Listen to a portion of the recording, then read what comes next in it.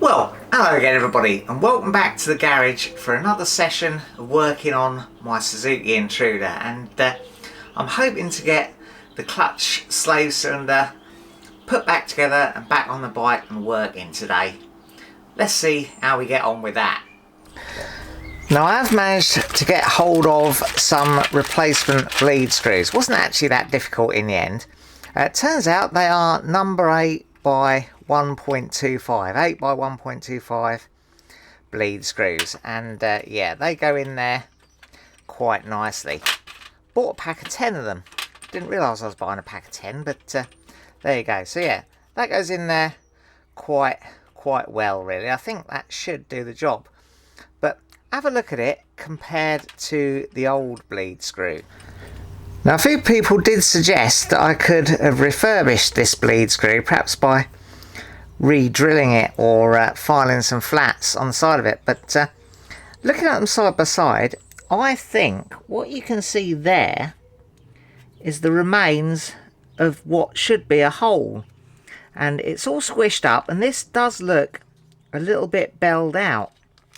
Now, they're clearly not exactly the same bleed screw, but I think this has been tightened down so hard it sort of squished this hollow part and closed up the hole. So whether someone's had some sort of issue or just been a bit of a gorilla over tightening it, I don't know. But yeah, I think this is definitely toast.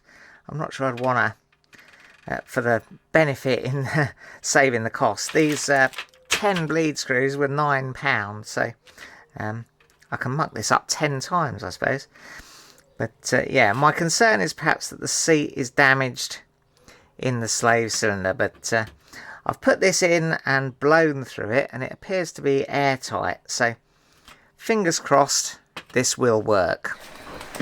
So I've already cleaned up the inside of the slave cylinder with some 1500 grit paper, and that does feel lovely and smooth. So I think the next thing to do is to get the new seal out of my lovely rebuild kit and pop that onto the piston. And yeah, I'm going to do that with the help of a bit of lubrication, maybe from some new brake fluid.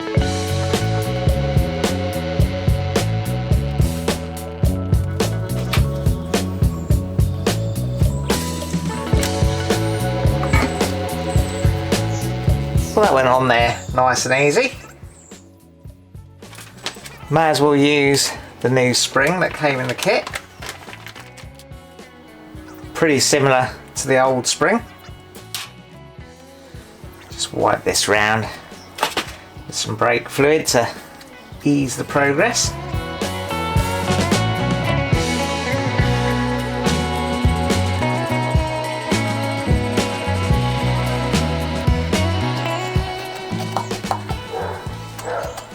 Yeah, that feels nice.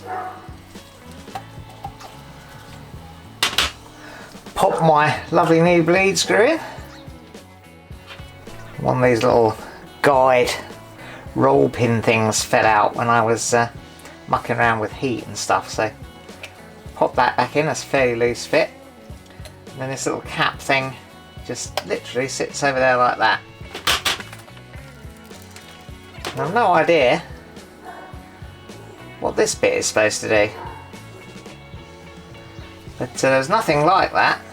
Does that sit? No, that won't sit in there. No, well, given we took nothing like this out in the first place, I don't suppose I need to put anything like that back in. Maybe it's just part of the kit that can be used for a different type of cylinder. Anyway, I don't know what I'm talking about. Let's call that a bit of a job. We should be able to now pop this back on the bike. Before I do that, however, I'm going to attempt to get the clutch master cylinder reservoir as clean as possible. So I'm going to start by sucking out the remnants of the remaining brake fluid.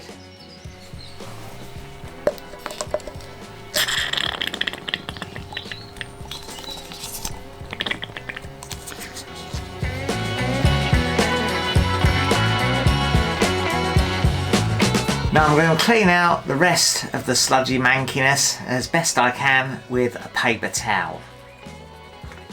As always, please remember I am not a trained or qualified mechanic, and these are not intended as tutorials. They're just vlogs for your entertainment as you watch me trying to sort out my old Suzuki Intruder.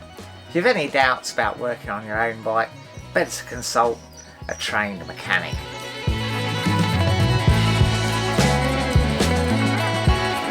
Little tiny bit of brake cleaner just in the reservoir.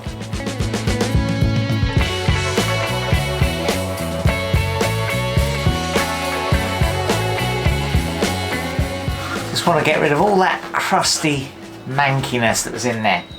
In actual fact, it's all pretty loose stuff. Do you remember what the brake master cylinder was like? That was horribly crusted up, but this actually just wipes off nice and easily.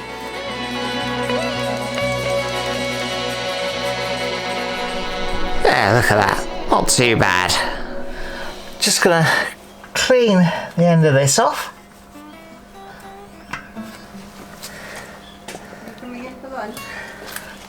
And then put a little bit of fresh grease on. Yeah, I'll come for lunch. What we got for lunch?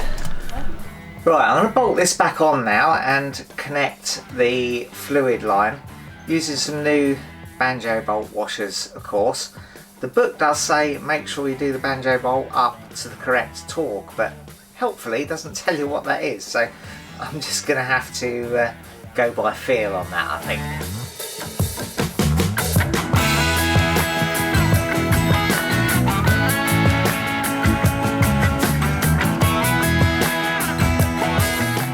Right, now the fun bit. Let's see if we can bleed that through. Should be able to do it on my own because I can reach the bleed screw and the clutch lever at the same time. So yeah, off we go, fun times.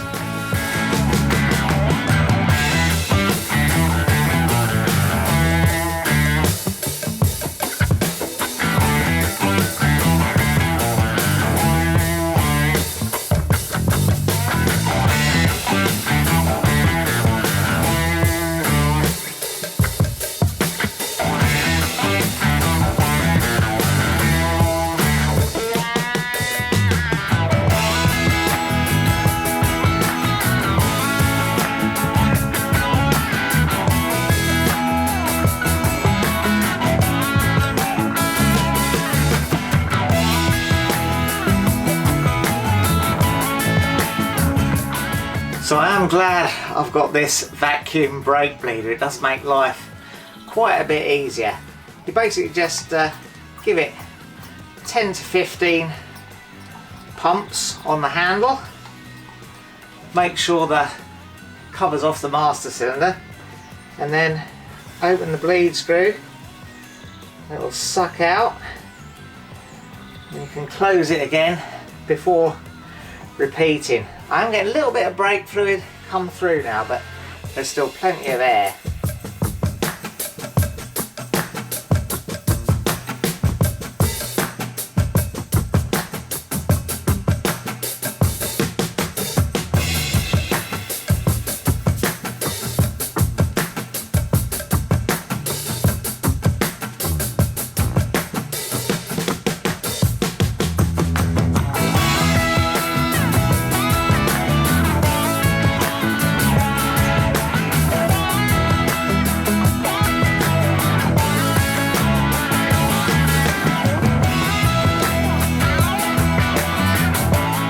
Well folks, as expected, this is proving somewhat tedious. There's still no resistance at all in that clutch lever. I've pulled loads of fluid through. Still getting air with the vacuum bleeder. Not entirely convinced I'm getting air when I bleed it manually, so I might carry on bleeding a bit more manually. Yeah, I'm gonna have a cup of tea first though.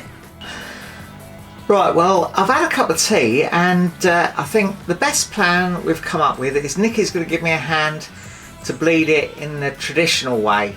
The vacuum bleeder was pulling through a lot of air but not a great deal of fluid, but when I was doing it with the lever it was pulling through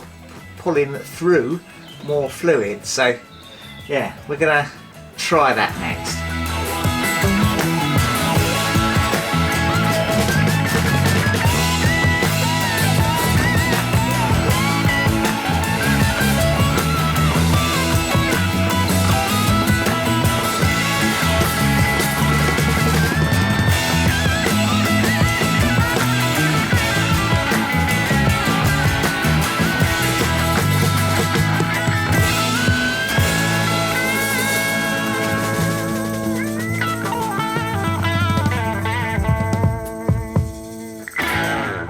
Well, I reckon between us we must have put about 500ml of brake fluid through that clutch system, and it's still no better. You can tell the clutch isn't releasing because if you put it in gear and pull the clutch in, you still can't roll the bike. So the slave cylinder is definitely not disengaging the clutch. Does seem to get a little bit stiffer than a little bit slacker. Still seem to be pulling air through it. I reckon I'm just going to have to leave it. I've left things like this overnight before, and I don't know whether the air sort of settles out, but sometimes if you leave it for a while, then it can become easier to bleed it another day. So that's what I'm going to leave it for the moment, and hopefully I'll be able to get back to it tomorrow.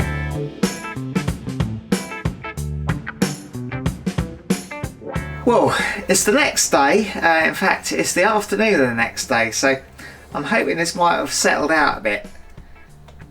There's not much improvement, I don't think, in the feel of the, I don't know, maybe a little bit. Anyway, we're going to have a bit more of a go and get some of the air out, and first thing I'm going to do is take the lid off here and just see if I can see any bubbles coming up in here when I pump the lever. There are a few bubbles coming out there, aren't there? And there you go. Give it a bit of a tap as well.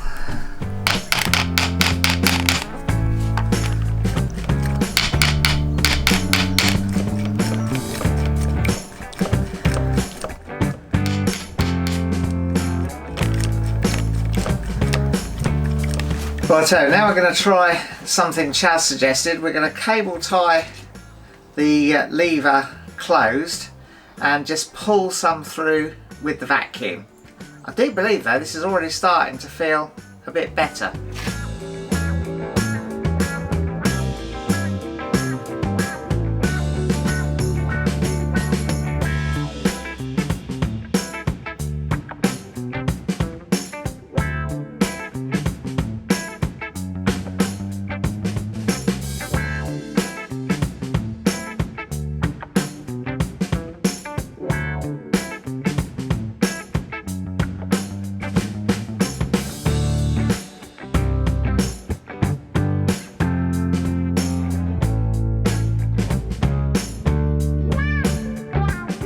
We've got it bled now to the point where it actually works as a clutch. If you pull it in with the bike in gear, you can move the bike backwards and forwards. I'm going to give it a go. We're going to put the side panel back on and reconnect the battery. You've seen me do that a few times, you know what a palaver it is, so let's just crack on through it.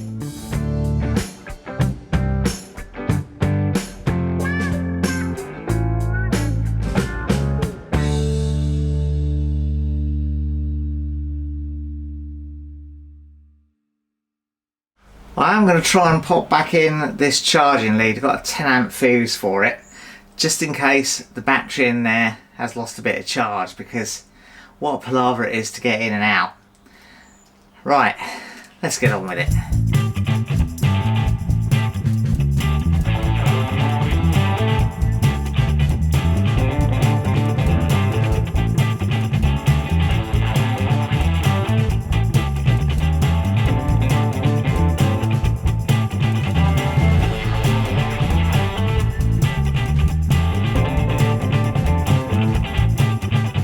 Done that side. I've got the positive lead on the battery and I've got the fused side of my little charging fly lead on the battery.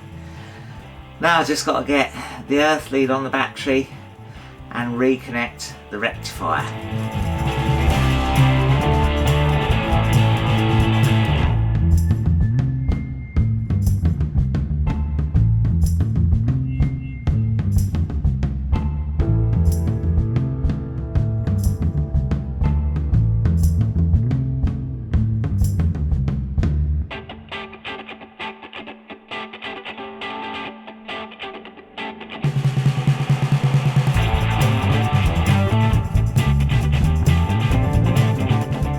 Right, now I think we can try and start the bike. Might need Nicky's help with this because I've lost my little wooden peg for the choke. So yeah, let's give that a go.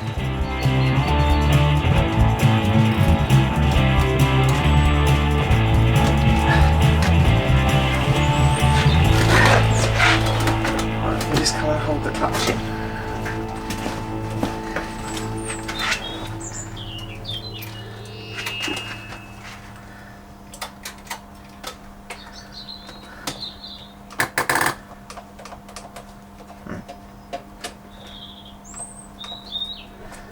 Okay, why isn't that working? Clutch is in it.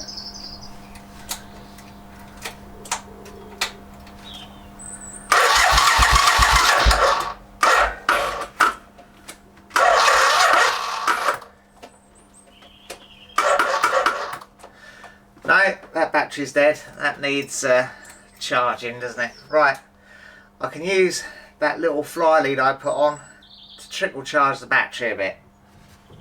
So there we go, that's on charge now, and that's exactly why I wanted to get that little fly lead connected so I could charge it if the battery was flat. I'm going to have to sort out something a little bit better. At the moment I'm just having to hold the positive away from the bike so it doesn't short out, and then I'll wrap that in tape once the battery's charged and tuck it away neatly somewhere. But yeah, that needs a little bit of refinement, that arrangement, I think.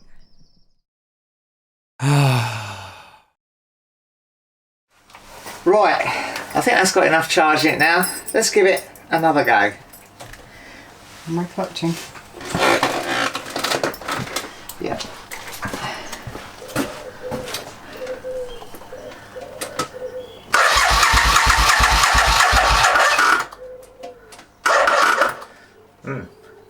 Maybe it hasn't. Maybe we need a bit more charge time.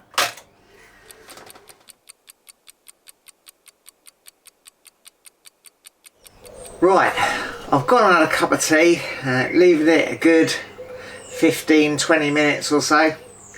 Let's have another go, see if we can get it started.